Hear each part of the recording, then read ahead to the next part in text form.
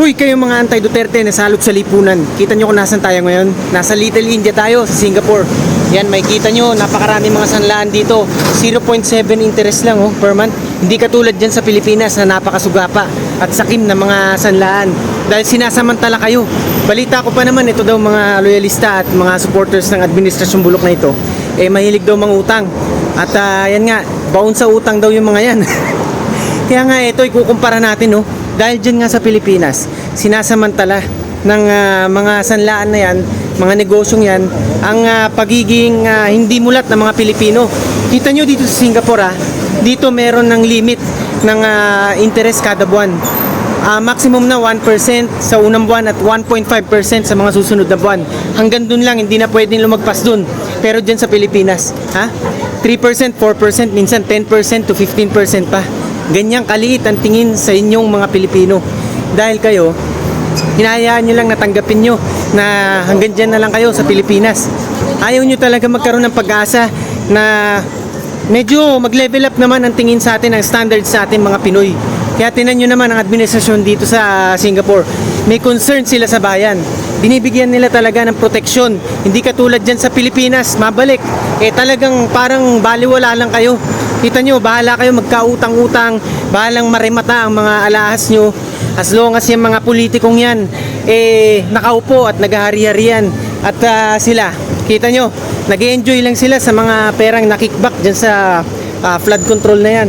Pero kayo, habang kayo naghihirap, kumakain na sardinas at talagang hindi na magkanda Google kung saan makakahanap ng pera na ipambabayad sa kuryente at sa mga basic necessities sa pang-araw-araw, ito, nagpapakasasa lang sila sa kapangyarihan. Kaya talagang believe pa rin kayo sa bulok na administrasyong to? Kung makarating kayo dito, kita nyo, ang daming sanlaan dito.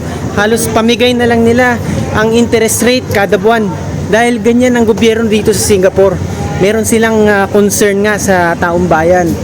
Ayaw nila na ang mga korporasyon o ang mga malalaking mga businesses ang naghahari.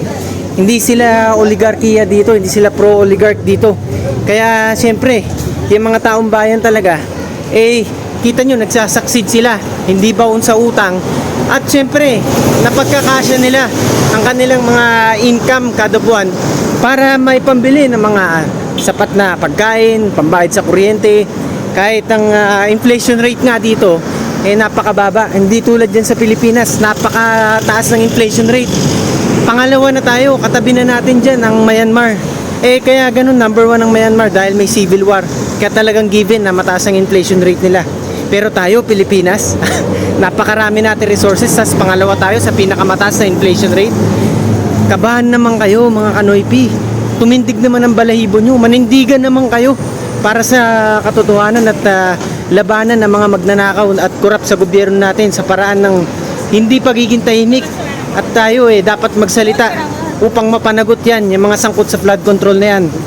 At ang bulok na administrasyong ito, hindi dapat pinupuri na ang mga ginagawa lang nila, puro papogi, papresko, at yan, puro forma, at pa-travel lang. Pero ang mga Pilipino, ang pangkaraniwang mga Pilipino, naghihirap talaga. At talagang, yan, hindi na nila talaga alam kung paano pagkakasyahin ng kanilang mga sweldo para lang may ipantustos sa kanilang mga pang-araw-araw na bilihin. Kaya Kanoypi, mamulat ka naman. Kita nyo dito, Singapore, ang mga tao dito, hindi sila minamaliit dahil may pagtingin talaga ang gobyerno sa kanila. Hindi tulad dyan sa Pilipinas.